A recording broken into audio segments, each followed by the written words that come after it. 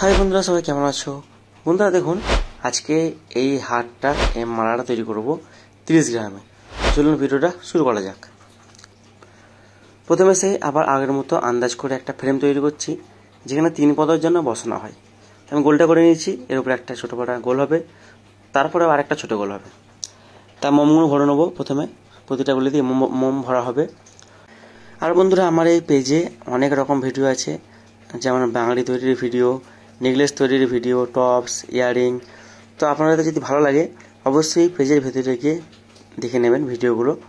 আর কোনো প্রশ্ন থাকলে এই বিষয়ে অবশ্যই জানাবেন। তাদের মোম ভরা হয়ে গেছে। মোম ভরার পরে এবারে যে স্যাম্পেলটা আছে আমার কাছে, ফটো আছে, সে ফটো হিসেবে আমি কাজগুলো করব। সাইড দিয়ে গোল টোপন আছে, তারপরে 22 গেজ তার লাগাচ্ছি। তারপরে এই চাঁদের ডাইগুলো লাগাবো।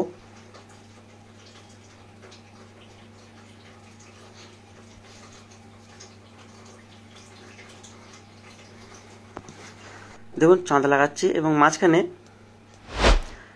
চাঁদগুলো খুললাম, ওইখানে কড়ি লাগানো হবে। এই কড়িগুলো লাগাবো। এটা হচ্ছে 25 গেজ তার। 25 গেজ তার দিয়ে এই কড়িগুলো করে নেবো, যেখানে ঘুঙরু হবে। ঘুঙরু বা বিটস আমরা একই সলাই ব্যবহার করি। মাঝখানে চাঁদগুলো লাগানো ছিল, এটা ভুলে লাগিয়ে দিয়েছিলাম। অন্য চাঁদগুলো খুলে দিয়ে এখানে কড়ি লাগাচ্ছি।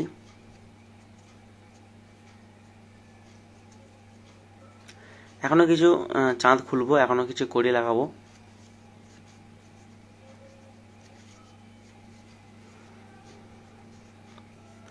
এবার উপরের কাজ শুরু করছি। উপরে এই প্রদীপ কাটিং আছে, প্রদীপ কাটিং দিয়ে শুরু করছি।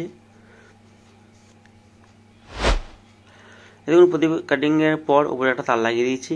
তারপর আবার এখানে 4 ডিগ্রি মণি দিয়ে সাজাচ্ছি। তারপর আবার একটা তার লাগিয়ে দিলাম। তারের সাইডে যে একটু গ্যাপ গ্যাপ দেখা যাচ্ছে, ফাঁক ফাঁক আছে, ওইগুলো মোম দিয়ে ভরে দিচ্ছি। এর উপরে কাটিং লাগানো হবে।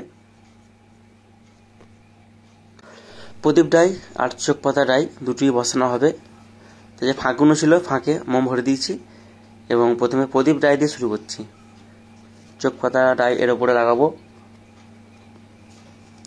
প্রথম লেয়ারটা প্রদীপ ডাই হলো, সেকেন্ড লেয়ারটা এবার চোখ পাতা ডাইয়ের করছি। দেখুন এভাবে বসাতে হবে, আর এটা খুবই সাবধানে করতে হবে। এই যে উপরে বসানো হচ্ছে, এটা কম বেশি হলে উপরটা কিন্তু কম বেশি হয়ে যাবে, এদিক ওদিক হেলে যাবে। এটা যখন বসানো হবে পুরো গোল করে বসাতে হবে, যেন এদিক ওদিক না হয়ে যায়। এদের মাঝখানে গ্যাপ আছে, পরে এটা পোটা বসাবো, স্টোন হবে এখানটায়। উপরে গোলগুলোতেও কাটিং লাগিয়ে দিয়েছি।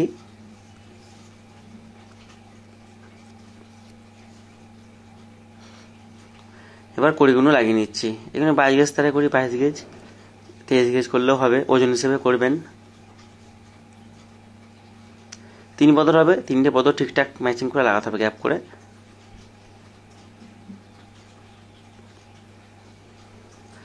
এবং এই গ্যাপগুলোতে র লাগিয়ে নিচ্ছি। আগেও যে গ্যাপগুলো আছে দেখুন, প্রদীপ পিসের, গোল পিসের মাঝখানে সবেতেই র লাগিয়েছি এবং এখানে রগুলো লাগিয়ে নিচ্ছি।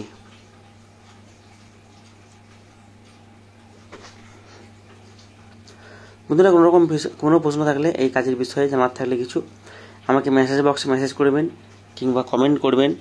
যতটা পারি আমি সাহায্য করব, ঠিক আছে? এই দেখুন এটা সেটিং করা আছে একবারে, স্টোনটা এটাও সেটিং করা আছে, এটাও সেটিং করা আছে। এখন বসিয়ে দিচ্ছি। কিছু পিস ছিল, পিসগুলো আমি করে নিয়েছি, দেখাবো আপনাদের।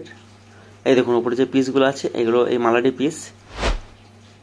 এবং মাঝখানে যে কাটিংতে দেখেছেন একটা চেন আছে, ওটা দেখাচ্ছি, ওটাও করে নিয়েছি আমি আগে।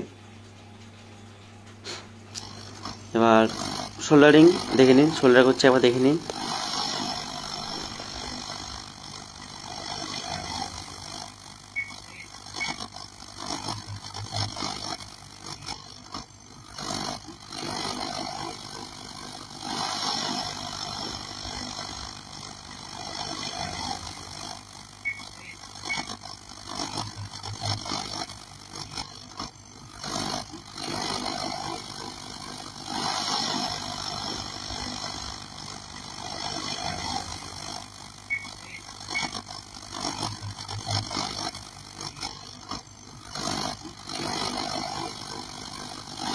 দেখুন বন্ধুরা, শোল্ডার করেছি, দেখুন এভাবে শোল্ডার করেছি।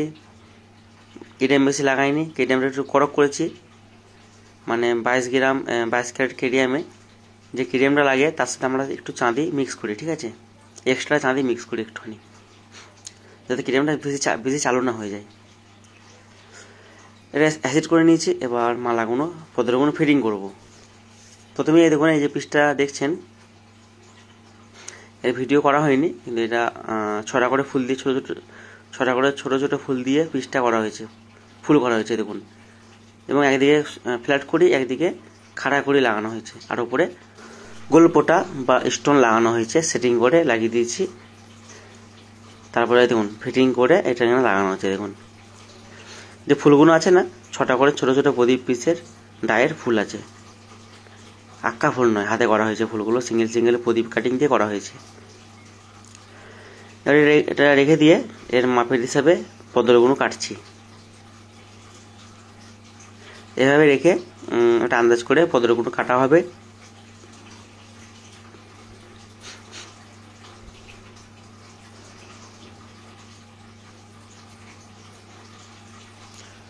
দেখুন বন্ধুরা, এটা পদর ফিটিং করে নিলাম, 3 পদর ঠিকঠাক করে ফিটিং করে নিতে হবে। তারপর পাকা সোল্ডার করে নেবো। এবার এটা দেখুন হাতটা মানে ছিঁড়ে গেছে খেলতে গিয়ে। এরপর দেখুন তাস পলিশ হয়ে গেছে, এটা কি সুন্দর দেখতে লাগছে, পলিশ হয়েছে, তাস নয় শুধু পলিশ হয়েছে, ঘেরু পলিশ। এই দেখুন হলুদ টাইপের ঘেরু পলিশ, দেখতে খুব ভালো লাগে এটা।